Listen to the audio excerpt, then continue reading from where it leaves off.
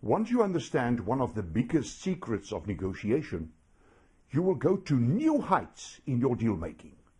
Power fuels negotiation. The power element in a negotiation is critical.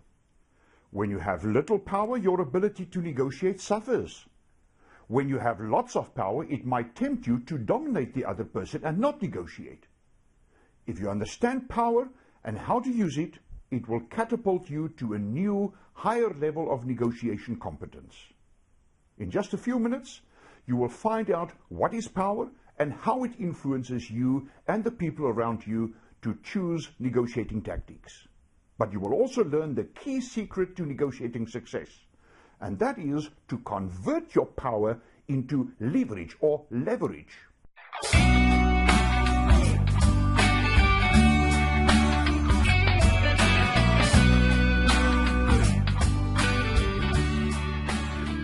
Hi, I'm Hank Botha. I'm a negotiation expert and teach others how to negotiate. I'm also an advocate of the High Court of South Africa. Someone once called me the negotiating advocate, and the nickname stuck. What is power? It is your ability to control a situation by influencing other person's decisions by limiting their options. Power is a stunning phenomenon because at least 50% of it is in your head. It is a perception. If you think you have power, you probably have.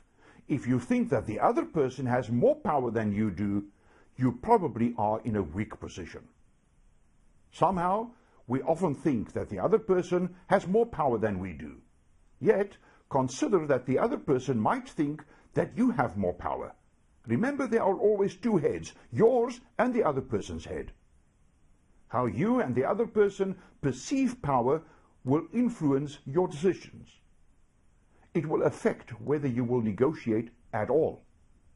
For instance, if there were many buyers, a salesperson would probably not want to negotiate with you over price. He or she would probably present you with a take it or leave it solution. On the other hand, if business were slow, he or she would probably be keen to negotiate the price. Here's another example.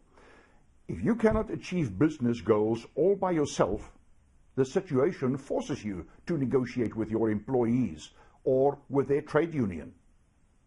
You need workers who are willing to work. This reduces your power and increases theirs. If they are not willing to work on your terms, negotiate with them over the terms and conditions. If you want to sell your house, you need a buyer who is willing to pay your price. If you get a buyer who is willing to buy the house but not at your price, negotiate over price, terms and conditions. Further, the way in which you and your counterpart regard power will affect the timing of your negotiations. You might wish to delay negotiations until your power has increased or until the other person's power has diminished. If you want to buy some real estate at a coastal resort, it might pay you to delay the negotiations until after the holiday season.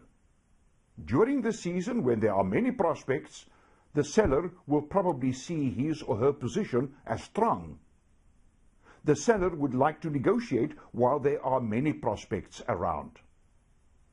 For you, it might be wise to resist the temptation to start the negotiations. Otherwise, you might be bidding against the seller and other prospective buyers. It might be wise to wait until the holiday makers are all gone before you start your negotiations. Your sense of power will influence the tactics you are likely to use. If you see your position as hopeless, you are unlikely to use heavy negotiating tactics. You are more likely to appeal to the other person's sense of reasonableness, compassion, and emotion. If your counterpart believes that he or she possesses all the power, he or she will probably be immune to your sweet talk. If you have power, you have leverage. What is a lever? It is a bar resting on a pivot, and one uses it to move a heavy or firmly fixed object. If the pivot is right in the middle of the bar, a weight of 100 kilograms on the side will lift the object weighing 100 kilograms on the other side. However, if the pivot moves towards one end of the lever so that the lever has a long and a short arm, the lever becomes effective. An object weighing 100 kilograms that pushes down the lever's long arm lets the short arm lift an object weighing thousands of kilograms. The longer the lever's one arm is, the greater weight the short arm can lift. Therefore, a lever is the maximization of power to achieve more or better results.